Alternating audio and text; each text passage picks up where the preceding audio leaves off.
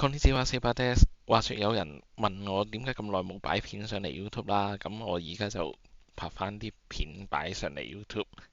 另外呢，其實我自己都開咗個 Medium 嘅 account 係專擺 write up 嘅，我都會將條 link 擺翻喺下面 description 嗰度，有興趣都可以走去睇下。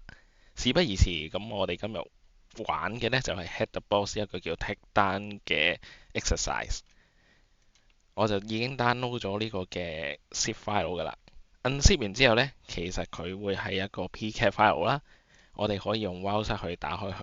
話說我哋今日嘅任務呢，其實我哋就係一個 SOC 嘅 staff 啦，主要係發現到呢，我哋嘅公司 network 有啲異常，可能有機會有安全嘅危險。另外，我哋嘅同事亦都懷疑有人未經授權入侵咗我哋嘅系統啦，所以我哋要作出一啲嘅調查。喺呢個練習呢，佢有好幾條問題問我哋嘅，我哋就需要揾出晒呢啲問題嘅答案。咁我哋就開始我哋嘅工作啦。咁第一條問題呢，就會問到有個 domain 名啦，同呢個攻擊有關係嘅，我哋好容易去揾嘅啫。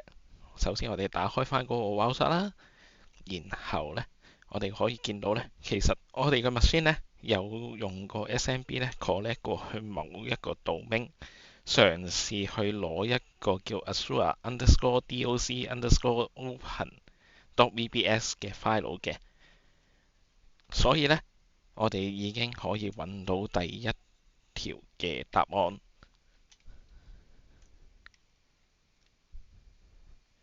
咁另外啦，喺 browser 嗰度呢，其實我哋都見到 connect 過去邊一個 IP 嘅，咁所以呢，我哋亦都會知道嗰個 IP 係啲乜嘢啦。另外，即係頭先都講咗，佢會 download 啲乜嘢嘅 VBS。喺呢度呢，首先簡單講下咩係 SMB 啦。SMB 其實係一個 protocol 嚟嘅，主要係用嚟做一啲嘅 file sharing。咁所以呢，其實喺嗰個 PCAP 嗰度呢，我哋會發現到我哋嘅機啦，用 SMB 嘅方法駁咗出去出面一粒嘅 IP 去攞一啲嘅疑似係有惡意程式碼喺入面嘅 VBS。我哋可以呢right click 嗰個嘅 packet 啦，然之後呢就去睇下究竟發生咩事。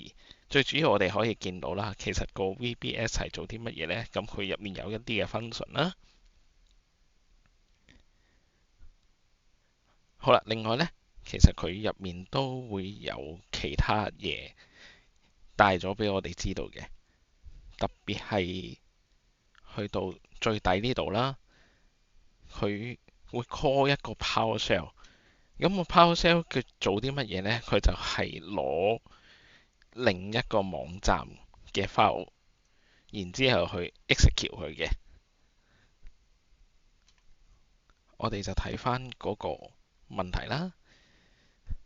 佢都有問到啦，咁究竟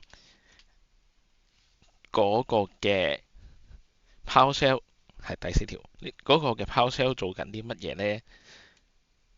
個 PowerShell 其實就會去攞一個 file，就喺呢個網址度攞呢個 file。呢個 file 其實係啲乜嘢嚟呢？好啦，咁我哋就嘗試揾下究竟呢個 file 係啲乜嘢嚟。首先我哋 filter 咗個 HTTP 佢啦，咁我哋會見到啦，其實我哋部 machine 啦 connect 過去目的地去攞呢個嘅 file，用咗 get 呢個 method 啦，我哋都係 right click follow 佢。呢個 file 其實做啲乜嘢呢？呢個 file 其實係一啲 PowerShell 嘅 command 嚟嘅。首先第一樣嘢佢就會係 ni 即係 new item 啦，咁佢 create 咗一個 directory 喺個 C drive 嗰度啦。另外就會攞一個叫做 test2 嘅 file。test2 嘅 file 佢會改名做 autohotkey.exe， 佢 save 低佢。然後呢，亦都有一個 script.ahk 嘅 file 啦，又係 save 低啦。跟住之後有個叫 test.txt 嘅 file 啦，然之後佢就會 execute 呢個嘅 autohotkey.exe， 咁就會用到呢個 script.ahk 嘅 file 去擺入去嘅。好簡單去理解到究竟件事發生咩事啦。然後我哋就繼續答我哋嘅問題啦。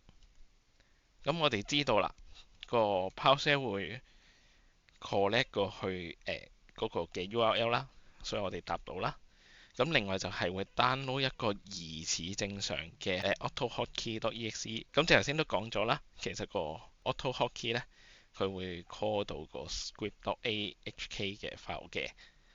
咁所以我哋都知道啦，其實佢會 save 低喺嗰個嘅 script.ahk，其實就係喺呢一條 link 啦。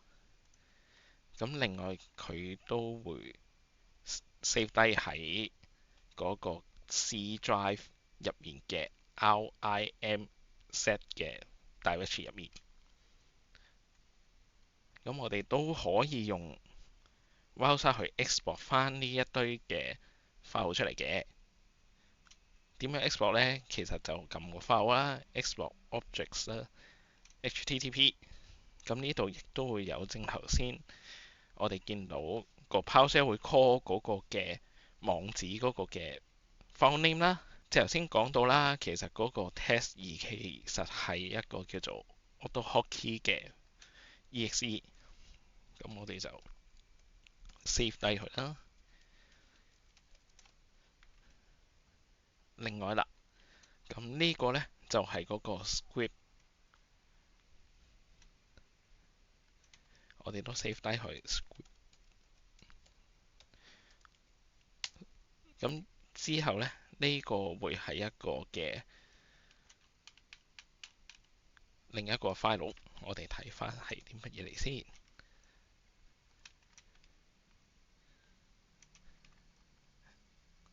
咁呢個就叫做 test.txt 嘅，咁我哋都 save 低佢啦，因為我哋需要了解究竟佢發生緊啲乜嘢事情。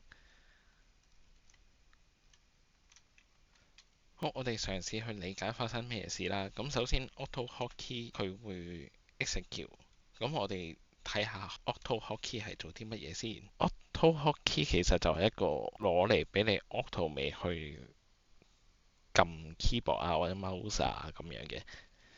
咁究竟呢個 script 有啲乜嘢做緊呢？因為個工具未必有問題嘅，咁會唔會係個 script 有事呢？咁我哋會見到啦，個 script 其實呢，如果你睇過嘅話咧，你知道呢個其實係一個 command 嘅開頭嚟嘅。呢個係一個 command block，你會見到啦，其實佢入面呢會有幾多行？佢會有2000幾行，但係2000幾行係咪全部都係 command block 嚟呢？我哋嘗試去拆解一下。我哋需要用到呢一啲嘅工具去幫助我哋快速去了解究竟呢個 script 係做緊啲乜嘢嘅。首先我哋要將個 script 入面嘅 command remove 咗佢啦，然後我哋會得出咗一個好簡單嘅 script 嘅內容。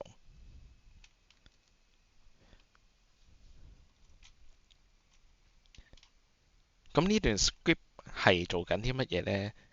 咁簡單啲嚟講呢，其實佢係會撈翻個 text.txt 入面嘅16進制嘅數據啦，然之後放入去記憶體再執行嘅。咁即係話呢，其實呢個 text.txt 咧有機會係一啲惡意程式碼嘅 payload。我哋繼續我哋嘅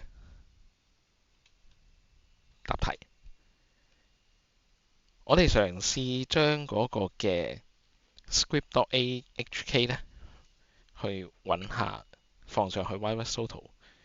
通常我哋就唔會直接放個 script 上去 VirtualStore 嘅，通常我哋都會用佢哋嘅 hash 值啦放上去嘅。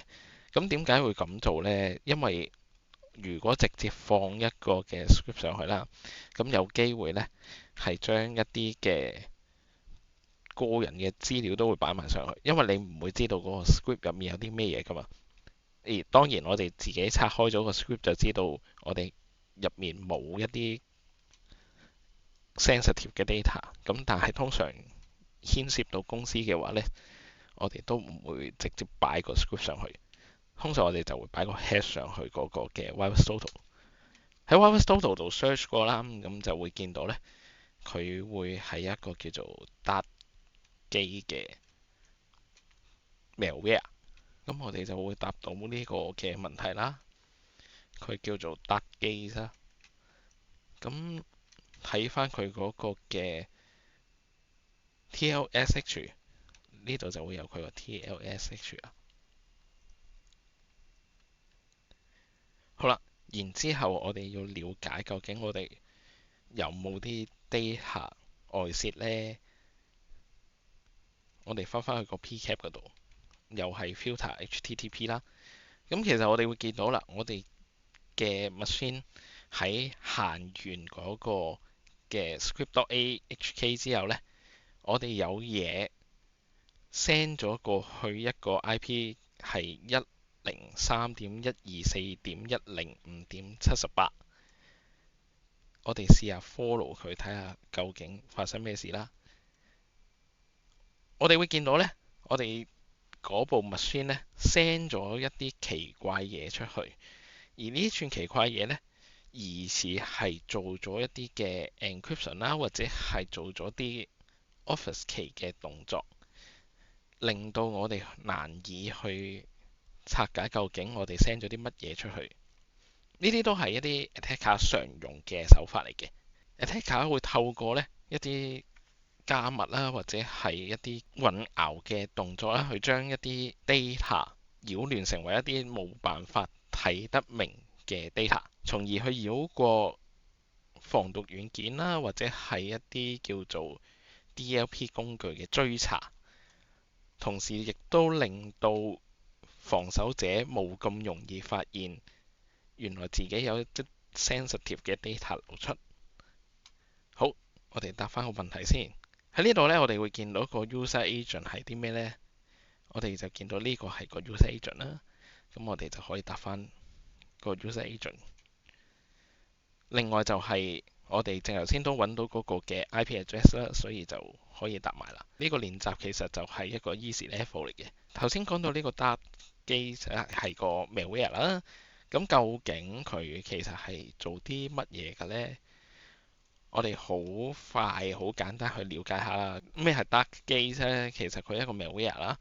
咁另外佢主要係用嚟做一啲嘅數據收集啦，亦都有啲密碼偷取啊，或者係掘礦啊等等嘅動作會喺個受害者部機度做啦。我哋有啲咩方法可以預防呢個 Dart 機係喺呢部電腦度進行攻擊呢？第一樣嘢就係我哋唔可以臨亂去 download 一啲嘅，無論係 software 啦，或者係啲 script 啦。另外，亦都有時候呢，我哋會見到一啲 case 就係可能佢會問你係咪 Are you human 啦，咁就叫你去撳 Ctrl+R 去 copy 一啲奇怪嘅 command 再 execute 嘅。咁通常我哋都唔建議人哋去做呢啲事嘅。呢個係第一點啦。另外就係我哋可以見到啦，呢個 Dart 機咧係會做一啲嘗試去繞過防毒軟件偵察嘅動作。咁即係意味住咩嘢意思呢？其實防毒軟件唔一定能夠去幫到我哋識別所有嘅惡意程式嘅，所以當你去下載或者去執行一啲程式嘅時候呢，你必須要好謹慎去知道究竟呢一啲嘅程式對你有冇影響。最簡單嘅方法呢，就係你可以嘗試擺一啲 download 咗嘅程式佢嗰個 hash 啦上去 VirusTotal 度望一望啦。咁當然呢個唔係100% 可以防止到你中 malware 嘅情況，因為頭先都講啦，其實攻擊者有千萬種嘅方法去繞過防毒軟件啦，所以最緊要嘅就係你一定要清楚知道你 download 嗰個嘅 software 佢係咪一個正常嘅 software。如果你唔確認的話呢，建議你唔好亂 download 呢啲咁嘅 software。另一樣嘢就係你最好係從官方嘅渠道去 download 啦。而家就算我哋喺 Google 去 search 一啲 software 都好啦，或者係 Bing 或者係其他 search engine 都好啦，有機會呢 attacker 會透過賣廣告嘅形式呢，將佢哋想散播嘅惡意程式用賣廣告嘅方法呢，令到個 search engine 首先顯示佢係最頂嘅 website 嚟嘅。當你唔為意嘅時候撳咗入去 download 嘅話呢，其實你就會 download 咗一啲嘅惡意程式喺你部機度，然之後當你 execute 嘅時候呢，你就會令到你部機俗稱嘅中毒。所以你需要知道究竟你 download 嘅 software 係唔係喺官方嗰度 download 啦。另外就係你需要留意翻究竟你部個電腦係唔係需要一定用管理員嘅身份去執行你嘅程式啦。跟住啦，就係你哋嘅 password 啦，會唔會淨係儲喺 browser 入面啦？咩意思呢？其實喺 browser 呢，佢可以容許你儲低你哋嘅 password 嘅。你會見到啦，咁 save the password 啦，呢個功能本身都好方便嘅。但係呢，同一道理喺 attacker 嘅角度呢，當你 save 咗你嘅 password 喺啲 browser 入面啦，我哋會有方法透過一啲工具去攞到你哋 save 喺 browser 入面嘅 password 嘅。所以如果你嘅 password 係好重要的話呢，你唔應該靠 save 喺 browser 嗰度，而係你需要用一啲叫做 password manager 嘅工具去 save 低你嘅 password。希望今日透過呢個簡單嘅練習啦，等大家認識到惡意程式係做緊啲乜嘢啦，佢有啲乜嘢方法去繞過防毒軟件嘅追查啦。另外有啲咩方法去保護翻你自己嘅 data。今日去到呢度先，有緣再見，拜拜。